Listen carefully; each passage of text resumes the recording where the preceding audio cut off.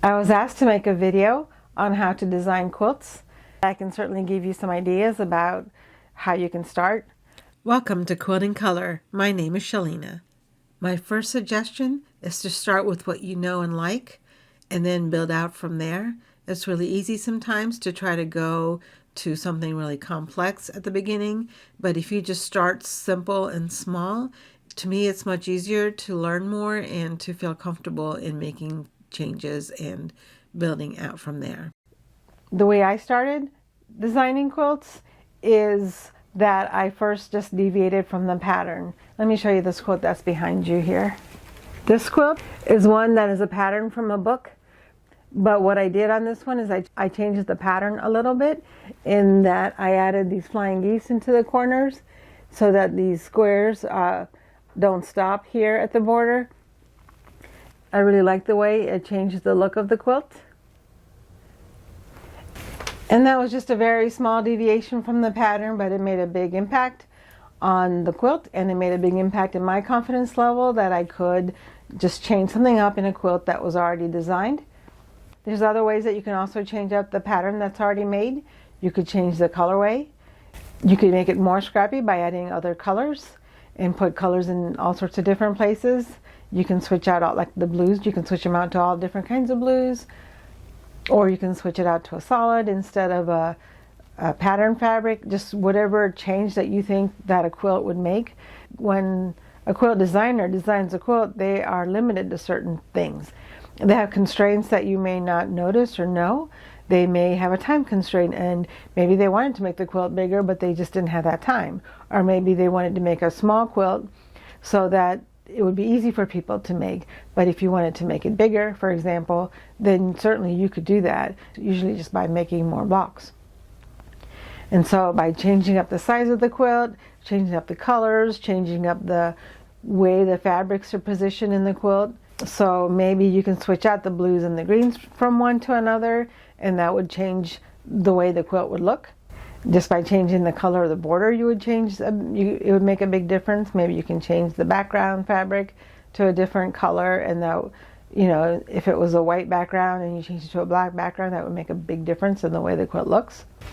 And usually one thing that I like to do is, once I make the blocks for a particular quilt, I like to just play around with them on the design wall to see what other kinds of designs that forms, just in case I like a different layout better. I pulled out a book at random and a quilt at random, and you can see here that this is a red and white quilt, and you can easily switch it out to make it a blue and white quilt or a yellow and white quilt. And here's another alternate colorway, and you can see that just by changing it to a different mood, it really completely changes the look of the quilt. So you can easily just use the same pattern and just change the fabrics and make a completely different quilt. Another way that you can design a quilt, I think you can just change out the pattern. So you maybe substitute a block.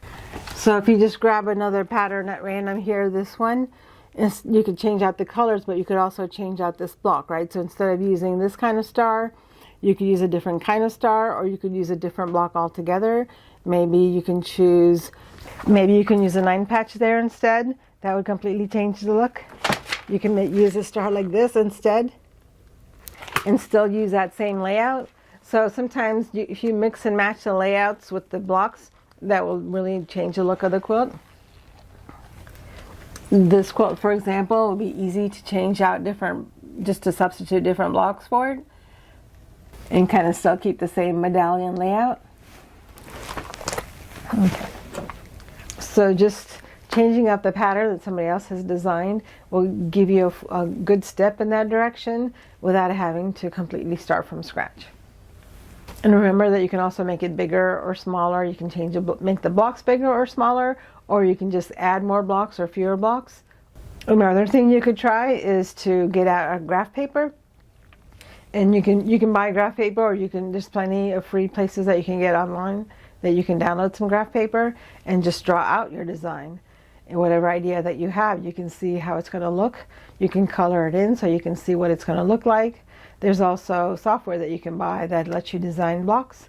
There are also apps that let you design quilts, and that would be a good way for you to just try out different block combinations to see how things would look, try different color combinations.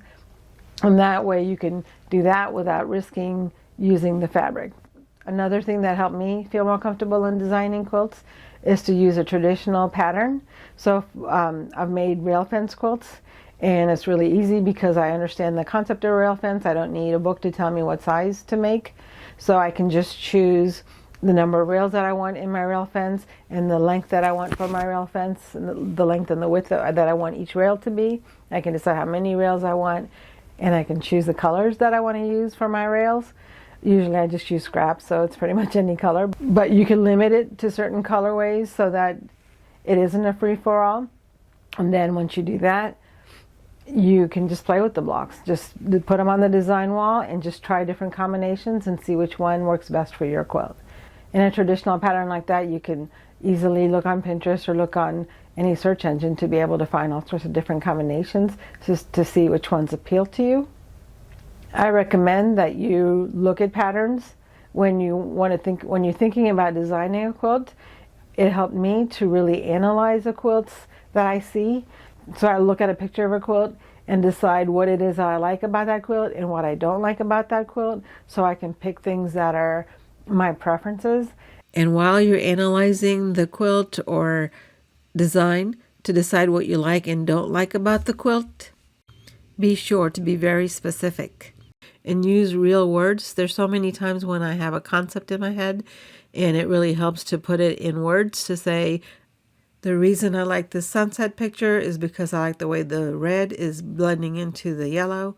And then once I have my preferences set, then it kind of helps me decide what to make next. So if I like a particular thing about a quilt, I could say, okay, I like this star, and I like this layout, and I like this colorway, and then I can put all those three things together to come up with my own combination that works best for me. And another tip that I have for you is that you should use inspiration from sources. Most artists don't actually just come up with pictures out of their head on what to draw. They actually look at something and they choose that as an inspiration. You don't have to actually draw that thing, but you can choose something that you can use as inspiration. Now remember that this inspiration does not have to be another quilt. It could be some floor tiles. It could be a painting. It could be a drawing in a children's book. It could be an embroidery design. It could be something on a rug or some sheets, some other kind of textile. Or it could just be something that's printed and you can translate that to fabric in your own way. When you start with an inspiration, it really helps you hone down what it is that you like about it and try to translate that to fabric. And to me, that really is joyful to see how close you got to the original. And you don't have to actually make it like the original, but it's a good way to get started. Another way to get comfortable in designing quilts is to make small samples or join challenges. The Project Quilting Challenge started on Sunday, and basically they give you a theme and you can use that theme to design your own quilt. And it's limited to making it in a week, so you have to make something really quickly. And this kind of challenge where you have to make something really quickly really helps, because if it doesn't go well, you can blame the challenge because you only had a week to make it. So it's low stress, low effort. And sometimes the quilts you wind up making with that, it turns out really fabulous. And you can, of course, always go back and remake that quilt in a bigger format or in a different way if you find that you really like it. So those are some tips that I have on how to get started on designing your own quilts. And those are what worked for me, and I hope that they work for you as well. If you have any questions about any of these, or if you want me to dive deeper into any of these topics, let me know and I'll be happy to answer them and create another video for you.